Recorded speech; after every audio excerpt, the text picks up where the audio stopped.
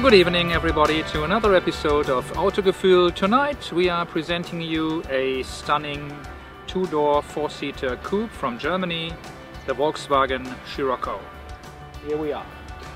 Well, it's the third generation of that car. The first two generations were built between 1974 and 1992.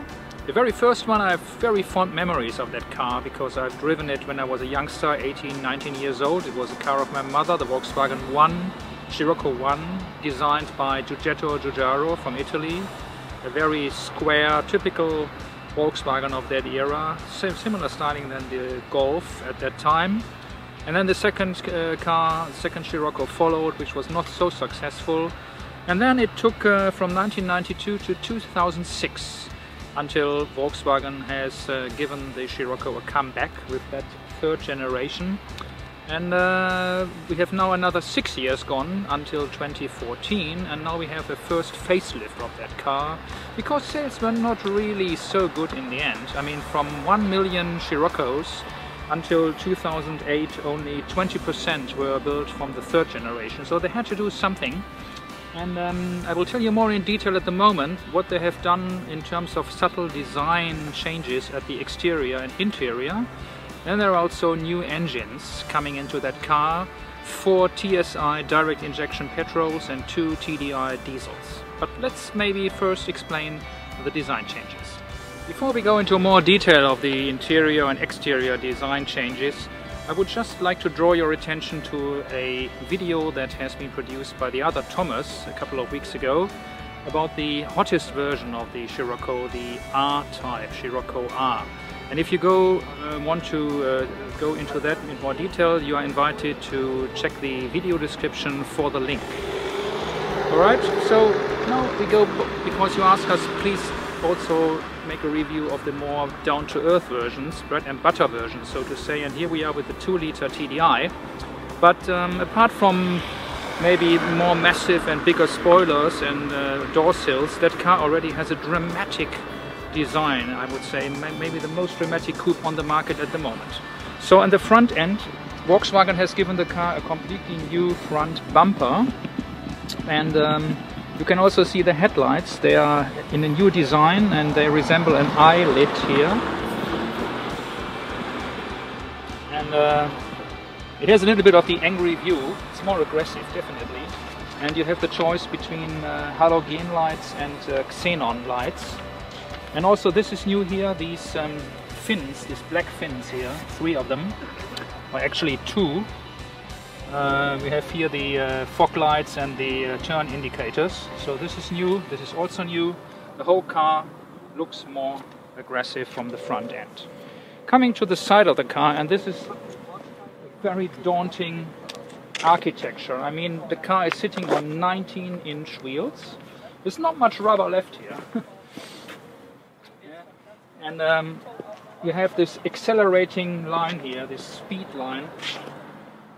It's a slightly wedged shape with this 3/4 DLO here in black tinted. It's fixed, of course. Very small rear side window and very massive broad shoulders. And these are come even more apparent from the rear. You can see it here from the rear. These shoulders. Yeah. And also these taillights are new with a C motif. These are newly executed LEDs, by the way. And the whole rear bumper also is newly designed. Also characteristic for every Scirocco, also this first generation, is very small tail window, back window, and very steep. And then a new feature on the facelifted version is this swiveling Volkswagen logo. And by pushing this swiveling logo, you can open the trunk. And the trunk here is probably one of the highest sills for any boot or trunk in the market here. So you need some way to put luggage in that area here. But I mean, for a coupe, that's okay. I mean, it's a pretty large luggage compartment for a coupe. So, subtle changes in the exterior design makes the car even more I would say, likable, more, was heißt nochmal verführerisch? Desirable. Yeah. Okay, sag einfach weiter. Makes it even more desirable, and I think also the red color fits the car pretty nice indeed.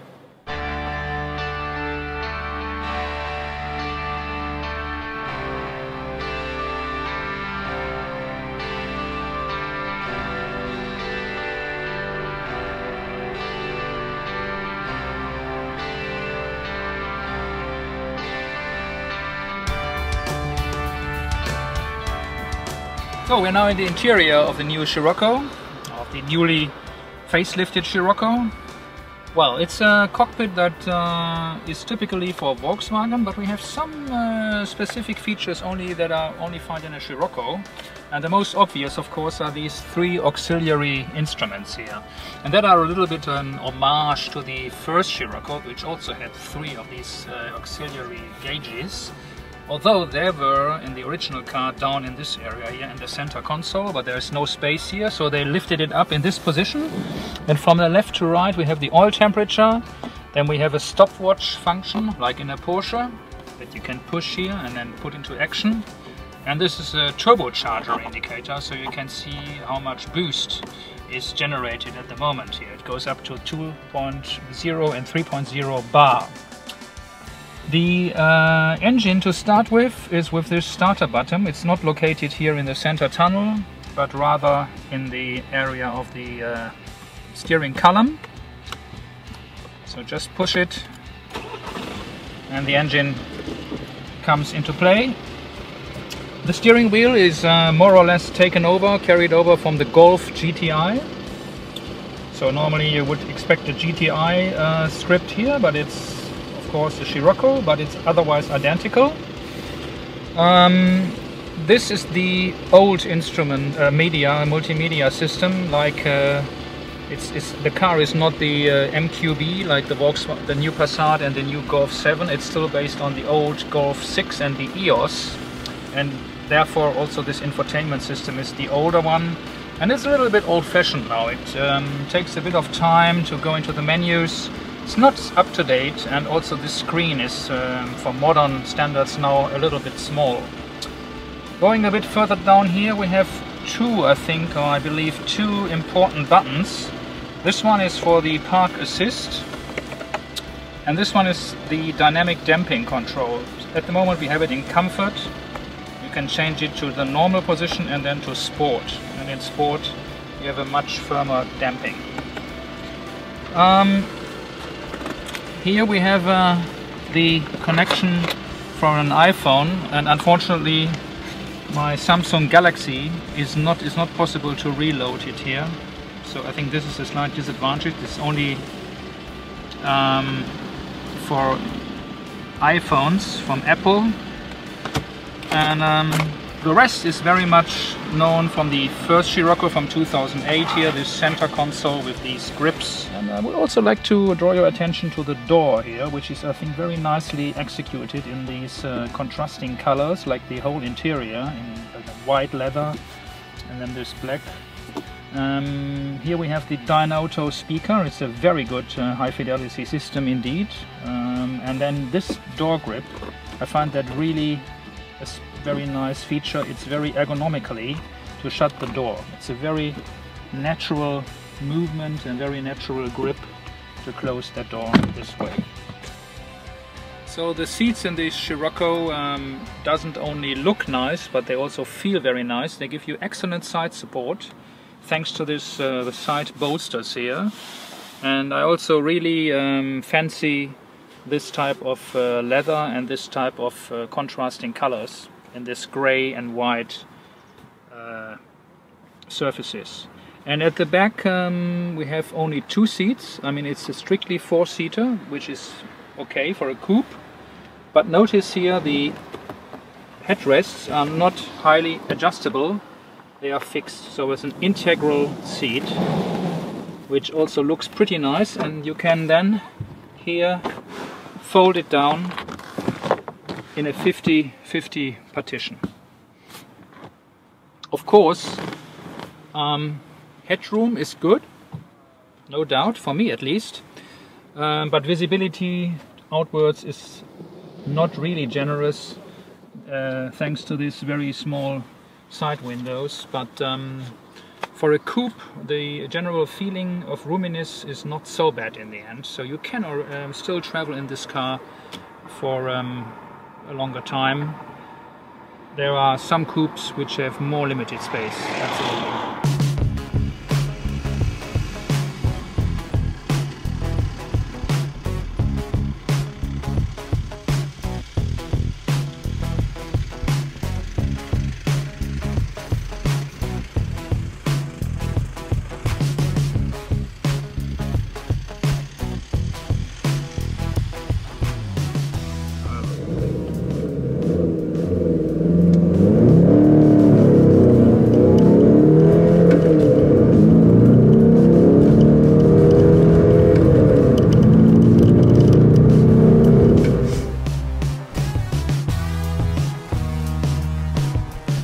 So let's take a look underneath the bonnet here.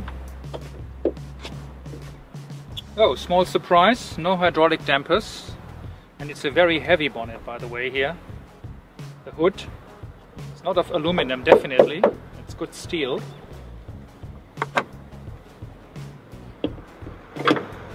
Right, so TDI, as I told you, there are two TDI versions available. Both 2-liter engines, 150 and 184 horsepower. That's the 184. It's 7 horsepower stronger than the predecessor. And the maximum torque is 318 Newton meters. Acceleration from 0 to 100, 7.5 seconds. And maximum speed 230 kilometers per hour. There are also 3 TSI engines pumping out 125, 180 and 220 horsepower. Of course you can have the dual clutch gearbox if you want. This car, although, is equipped with a 6-speed manual gearbox. I personally prefer the DSG, but the 6-speed is also fine. I mean, in the 6th gear you can travel with low fuel consumption. The official fuel consumption, by the way, is 4.4 liters per 100 kilometers. I'll tell you later when we drive a little bit around what the actual fuel consumption is. But as all the TDIs, the engine is, you can hear that it's a diesel after the cold start in the morning, but on the motorway, for instance, the car is really silent. It's an excellent car for long distance traveling, and you can't say if it is a diesel or a petrol engine. It's, the noise insulation is very nice and very good.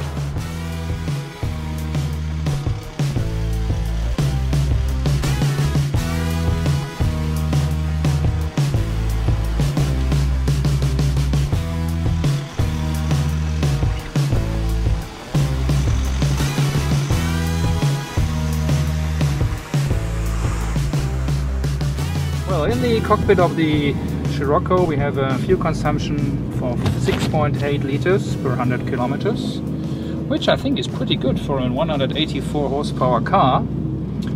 And the chassis is very sporty, as you would expect from a 2-door coupe. Also the steering has a nice feeling, and the TDI engine accelerates from very low. Look at this, instant torque, nearly like an electric car. So it's definitely behind the R-Type that the other Thomas has tested, and he has already presented it to you. It's probably, or definitely, the second most potent version of the Scirocco of the 6 different versions of the Scirocco.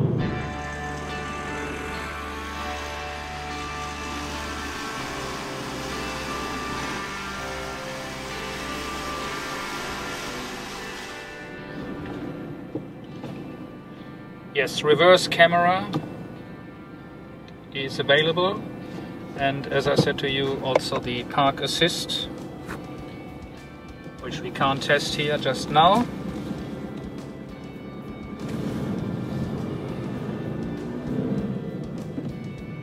So we're now going over a bumpy stretch of road in the comfort mode, and it feels pretty soft and very compliant. So it's similar then to a Golf. It's a sport coupe, but if you have it in the comfort damper mode, it's the ride is superb and very stress-free. But only in sport, then it becomes really firm, and you should not use it on bumpy stretches, but maybe on a racing circuit or on an empty mountain road.